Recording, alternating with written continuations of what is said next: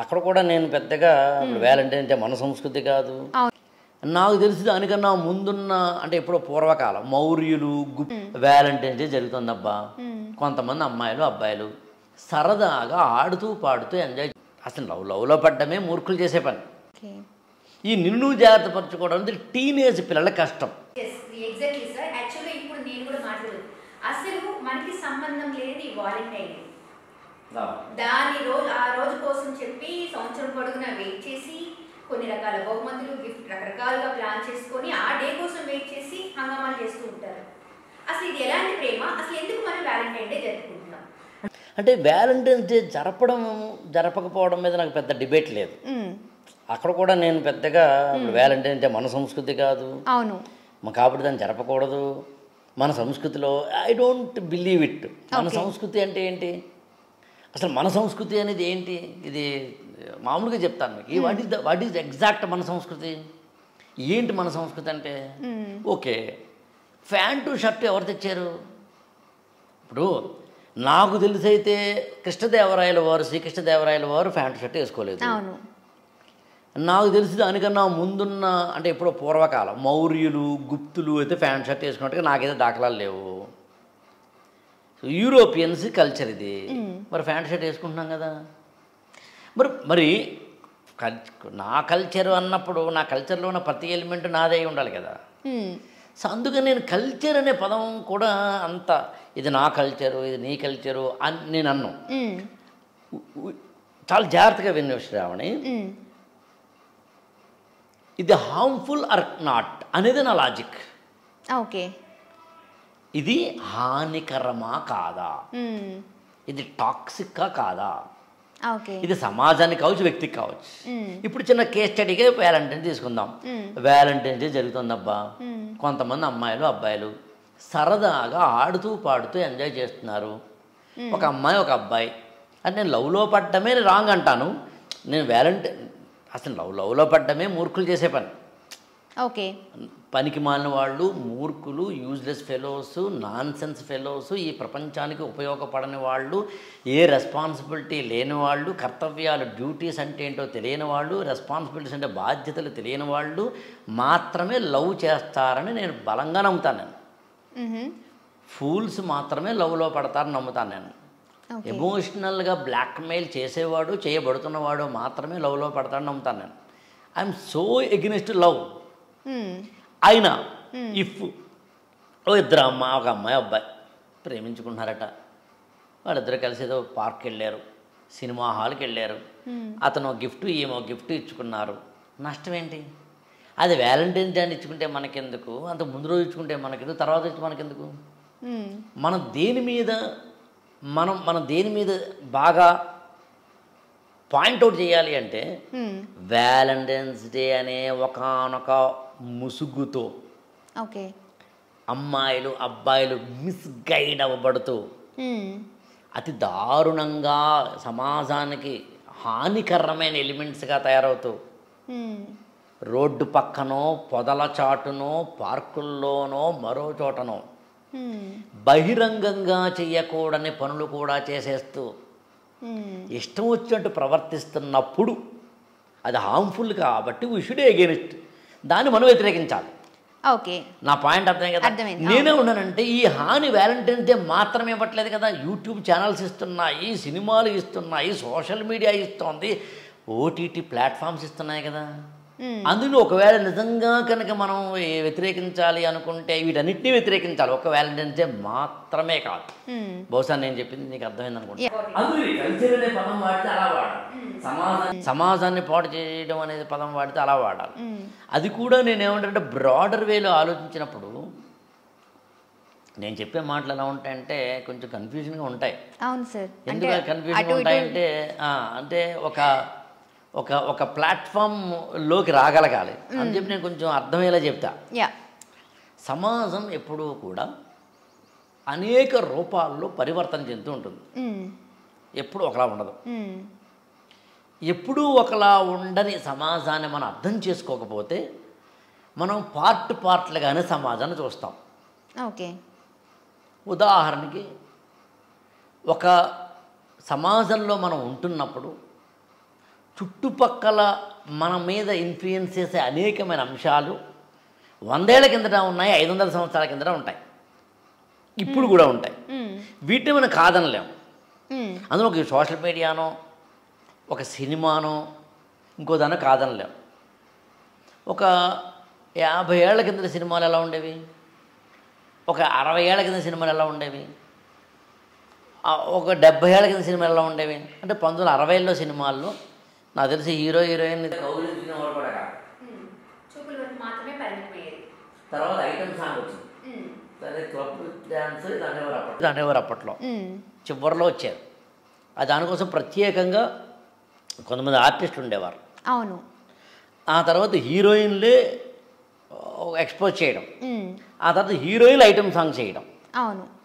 ఇవాళ ఓటీటీ ప్లాట్ఫామ్లో శృంగారం, సెక్స్ అనేది, వైలెన్స్ అనేది ఒక మామూలు జనరలైజ్ అయిపోవడం. ఇవాళ యూట్యూబ్ ఛానల్స్లో ఓపెన్గానే బూతులు మాట్లాడుతున్న ఛానల్స్ లేవా? అంటే అది వ్యాపకం అయిపోయింది జనాలకి. ఏదైనా అవునండి, whatever you name it Shravani, ఏదైనా అవని ఉందా లేదా అన్నది point, it is a fact. నేనేమంటానంటే కోవిడ్ అనేది నాకు తెలిసి బెస్ట్ ఎగ్జాంపుల్గా చెప్పచ్చు. మన చుట్టూ వైరస్ ఉంది, కోవిడ్ వైరస్ ఉంది. కోవిడ్ వైరస్ని మనము ఎదుర్కోలేము, అంటే మెడిసిన్ లేదు, అది మాత్రం వ్యాపించేస్తోంది. అప్పుడు ఇచ్చిన స్లోగన్ ఏంటి ప్రపంచ దేశాలన్నీను? Personal safety is the prevention of the covid అన్నారు. నిన్ను నువ్వు కాపాడుకోవడమే అన్నారు. కావాలంటే గమనించు, అందులో నిన్ను నువ్వు కాపాడుకోవడమే. కాబట్టి మనం ఏం చేయాలి? వ్యాక్సినేషన్ వేయించుకున్నా, టాబ్లెట్ రెడీ పెట్టుకున్నా, శానిటైజర్ వాడినా, మాస్కులు వాడినా, సోషల్ డిస్టెన్స్ వాడినా నీ జాగ్రత్తలో నువ్వు ఉండరా భయ్ అన్నారు. నేనేమని నమ్ముతానంటే ఎవడైనా ఈ భూప్రపంచంలో వాడి జాగ్రత్తలో వాడు ఉండాల్సిందే. ఇక్కడ ఎవడు ఎవడిని పాడు చేయడు, బాగు చేయడు. వాడు పాడు చేయడానికో బాగు చేయడానికో ట్రై చేస్తుంటే నువ్వు ఇన్క్లైన్ అవుతుంటే తప్ప.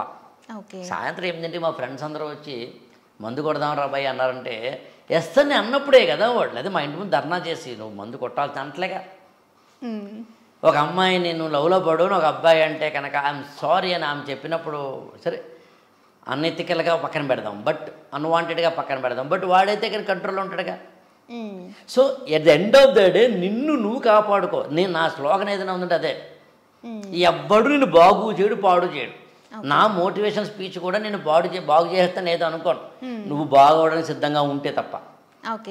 అందుకని వ్యాలంటైన్స్ డే అయినా, సినిమా అయినా, ఓటీటీ కంటెంట్ అయినా, యూట్యూబ్ ఛానల్స్ అయినా, మరొకటైనా నిన్ను నువ్వు జాగ్రత్త పరుచుకో. ఈ నిన్ను నువ్వు జాగ్రత్త పరుచుకోవడం అనేది టీనేజ్ పిల్లలకి కష్టం.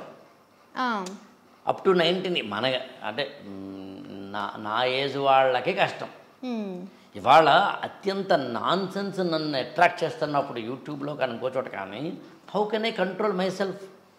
50 ఏళ్ళు వచ్చిన నాకే కంట్రోల్ కష్టమైనప్పుడు ఒక 19 ఇయర్స్ అబ్బాయికి అమ్మాయికి ఎంత కష్టం? అందుకని ఇవాళ సొసైటీలో ఒక వ్యాక్సినేషను, మాస్క్, శానిటైజర్ లేదు. ఏమిటా వ్యాక్సినేషన్ అంటే? ఎడ్యుకేషన్ అంటే టీచర్లు, లెక్చరర్లు, స్కూళ్ళు. ఏమిటా మాస్క్ అంటే అమ్మా నాన్న. ఏమిటా శానిటైజరు అంటే ఒక కుటుంబ సభ్యులు లేదా మంచి మాటలు చెప్పే వాళ్ళ సాంగత్యం. ఇవాళ ఎక్కడుంది? నువ్వు నేను కష్టపడి ఒక ఇంటర్వ్యూ చేద్దాం అబ్బా, ఆ ఇంటర్వ్యూలో మంచి మాటలే మాట్లాడదాం, ఎన్ని వస్తాయి వ్యూస్? అదేదో నువ్వు కుమారి ఆంటీ ఇంటర్వ్యూ చేసుకుంటే బెస్ట్ కదా, 5 లక్షల వ్యూస్ వస్తాయి కదా. అవును. ఒక సింగర్ని ఎవరినో కూర్చోబెట్టో లేదా ఒక బ్రేకప్ అయిపోయినా, నువ్వు ఇంకా ముసలోని నన్ను అడుగుతున్నావు కానీ బ్రేకప్ అయిపోయిన ఒక అమ్మాయినో అబ్బాయిని కూర్చోబెట్టి నీ లవ్ ఎలా ఫెయిల్ అయిందని నువ్వు వీడియో పెట్టించు. ఆ అమ్మాయి ఎక్స్ బాయ్ ఫ్రెండ్ గురించి చెప్పిన మాటలు నువ్వు క్యాప్చర్ చేసి వీడియో పెట్టు.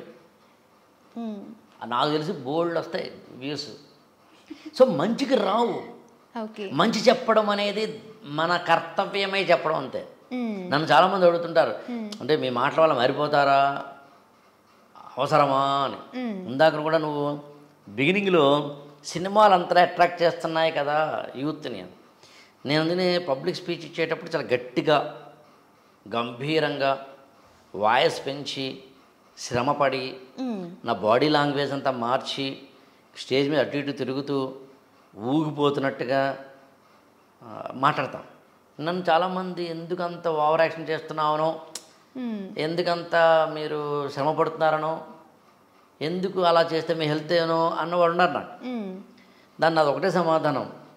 ఆ పక్కన మ్యూజిక్ బ్యాక్గ్రౌండ్ తోటి, సాంగులతోటి, ఒక అమ్మాయి ఎక్స్పోజింగ్ తోటి, బూత్ మాటలతోటి, ఒక లవ్ అఫేర్ తోటి, ఒక మంచి క్వాలిటీ కెమెరాతోటి, మంచి అత్యద్భుతమైన స్టోరీ స్క్రీన్ ప్లే తోటి, మంచి హీరో హీరోయిన్లతోటి, మంచి క్యాస్టింగ్ తోటి, ఒక సినిమానో, ఒక యూట్యూబ్ ఛానల్లో, ఒక ఓటీటీ ప్లాట్ఫామో, ఒక సోషల్ మీడియానో అట్రాక్ట్ చేస్తున్నప్పుడు వాళ్ళతో సమానంగా నేను కూడా వాళ్ళు చెడ్డ వైపు అట్రాక్ట్ చేస్తున్నప్పుడు నేను మంచి వైపు అట్రాక్ట్ చేయాలంటే నేను ఇంత కష్టపడక తప్పదు. నేను మామూలుగా మీ ఇష్టం అండి, మీరు బాగా చదివితే చదవండి అనడానికేను, నేను రౌద్రంగా చెప్పడానికి తేడా ఉంది. So this is the simple equation. మంచి చెప్పాలనుకుంటున్నాను కాబట్టి వాడు వినడం వెనకప్పుడు వాడి సంబంధించిన సమస్య. వినమని మనం ఎలా అంటాం? మన కడుపు పుట్టిన పిల్లలే మన మాట వింటలేదు. అందుకని సమాజం మారుతున్న సమాజాన్ని మారద్దనలే మనం. మారుతున్న సమాజానికి వ్యాక్సినేషన్ ఇస్తున్నామా లేదా, శానిటైజర్ ఇస్తున్నామా లేదా, లేకపోతే మనం డోలో 650 ఇస్తున్నామా లేదా, లేకపోతే మనం మాస్కులు ఇస్తున్నామా లేదా అనేది పాయింట్. ఇవాళ అన్ఫార్చునేట్లీ వాట్ వీఆర్ డూయింగ్ అంటే అదే చేస్తున్నాం. సమాజాన్ని అది ఇవ్వట్లేదు. మనం ఎడ్యుకేషన్ సరిగ్గా ఇవ్వటం లేదు, పేరెంటింగ్ సరిగ్గా ఇవ్వటం లేదు. సో ప్రతి చోట మనం ఇంకోటి ఏంటంటే, మీరు ప్రశ్నలు అడగాల్సిన అవసరం కూడా నేను చాలా సమాధానం చెప్తున్నాను. కానీ మనందరము మీరు గమనించారు ఏదో ఆర్టిఫిషియాలిటీకి బాగా అలవాటు పడిపోయాం. మీకు బెస్ట్ ఎగ్జాంపుల్ చెప్తా. మామూలుగా నేను అడుగుతున్నాను నిన్ను, నువ్వు చెప్పాలి నాకు. మన ఇద్దరు ఇంటర్వ్యూ చేస్తున్నాం. పాడ్కాస్ట్ అని ఈ మధ్యన కొత్తగా ఒకటి వచ్చింది, నీకు ఐడియా ఉంటుంది. ఇక్కడ ఓ మైక్ పెడతాడు, నీకో మైక్ పెడతాడు. కెమెరామెన్ చెప్పాలి, ఇద్దరు ఉన్నారు ఇక్కడ.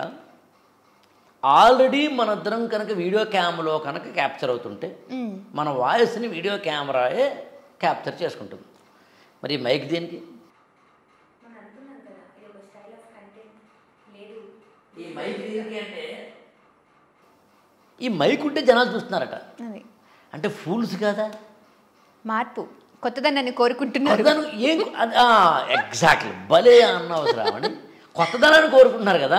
ఆ కొత్తదనం ఇప్పుడు పిచ్చితనం అయింది. కొత్తదనం కోరుకుంటున్నావు కదా అని చెప్పి రోడ్డు మీద వెళ్తే మనం బట్టలది చెప్పుకోం కదా. చేస్తున్నారు చాలామంది. ఏదైనా చేసుకు బట్టలది చెప్పుకోం కదా. చింపుకుంటుంటే పిచ్చోడు అంటాం కదా. చింపిన జీన్స్ ప్యాంట్ని, దానికి ఏదో టియర్ ఏదో జీన్స్ ప్యాంట్, చింపుకున్న జీన్స్ ప్యాంట్లని నలిగిపోయిన టీషర్ట్లని వేసుకోవడం అనేది ఫ్యాషన్ అయితే అది పిచ్చిదనమే అవుతుంది. అంటే నిజమైన క్రియేటివిటీ లేనప్పుడే కదా ఇవన్నీ.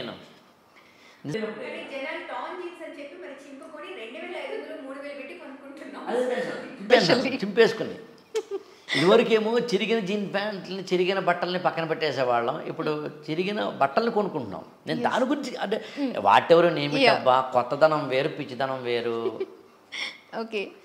మనిషి పిచ్చిగా తయారవుతున్నాడు. పిచ్చిగా తయారవడానికి అనేక కారణాల్లో నేను దాన్ని చెప్పిన పాడ్కాస్ట్ లాంటిది. నాకేమో ఇప్పుడు కదా అర్థం కాలేదు. యాక్చువల్గా నేను ఎవరైనా అడగాలి, ఈ పాడ్కాస్ట్ ఈ మైక్ నుంచి నా ఆడియోని క్యాప్చర్ చేయవు, చేస్తుంటే అప్పుడు అది కెమెరా అక్కర్లేదు. కెమెరా చేసే పని ఇది ఎందుకు చేయాలి?